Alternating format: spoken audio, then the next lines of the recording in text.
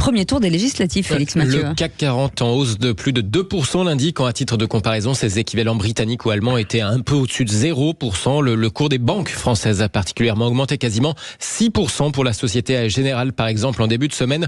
Regain de l'indice parisien après un mois de juin plutôt en repli, vu les incertitudes politiques. Alors on va essayer de comprendre pourquoi ce rebond avec un économiste. Bonsoir Éric Delannoy. Bonsoir. Merci d'être avec nous dans Les Vraies Voix sur Sud Radio, président fondateur de Tenzing Conseil. Est-ce à dire que le score du RN finalement n'inquiète pas tant que ça les investisseurs, ou bien est-ce que c'est au contraire qu'ils ont été rassurés de voir une majorité absolue RN sans doute moins certaine qu'ils ne le craignaient avant ce premier tour ? Moi, je pense que d'abord, c'est un ouf de soulagement par rapport à ce qui s'annonçait avant les législatives. À la suite des européennes, il faut quand même bien voir que le CAC 40 a baissé de plus de 6%, entre 6 et 8%. Et en fait, on n'est pas en train de reprendre d'abord, il y a une prise de bénéfice, qu'on appelle une prise de bénéfice. Quand le CAC a une très forte baisse, derrière, il y a un petit mouvement de rebond.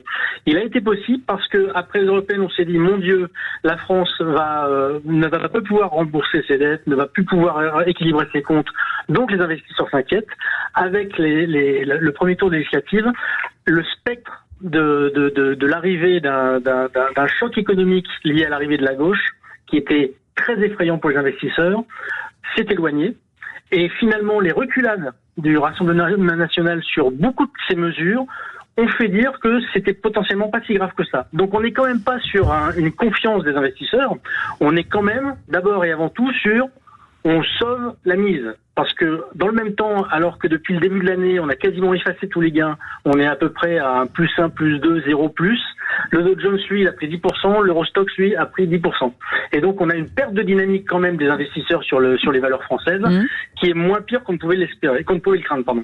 Philippe Bilger. Est-ce que, Éric Delannoy, une question d'un profane absolu, est-ce que dans ce domaine, comme dans la politique, il n'y a pas un millième de seconde quand on change de gouvernement ou qu'on change de politique que, quelle que soit l'idéologie, pendant une seconde, on a un peu d'espoir. Et puis après, on descend, bien sûr.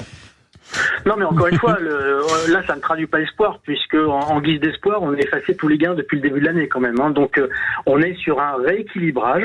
Mais vous savez, ce qui inquiète quand même, c'est pour ça qu'il ne faut pas crier victoire du tout, parce que ce qui inquiète les investisseurs, c'est de se dire qu'aujourd'hui, on a potentiellement un changement de régime, un changement de majorité, dans lequel aucun des deux prétendants ne parle de création de valeur. Tout le monde parle de distribuer de l'argent, personne ne parle de créer de la richesse. Et donc forcément, vous vous retrouvez avec des investisseurs qui doivent prendre des positions sur les marchés, qui se disent « Est-ce que je vais prêter de l'argent à quelqu'un qui ne me donne aucune garantie sur le fait qu'il va le rembourser ?» quoi. Et donc c'est bien ça dont il s'agit. Là, pour moi, on n'est pas du tout dans l'espoir. On est encore moins dans l'espoir que les investisseurs qui travaillent normalement sur du long terme se disent il y a Bardella qui prétend qu'il va être le ministre du quotidien. La politique, c'est d'abord préparer l'avenir. On voit que dans la campagne des législatives, on n'a pas parlé des sujets d'avenir. Qui a parlé de l'intelligence artificielle? Qui a reparlé de l'écologie? On n'a pas parlé de l'Ukraine et de la situation parce que c'est un sujet trop sensible. On ne parle pas vraiment de la Chine.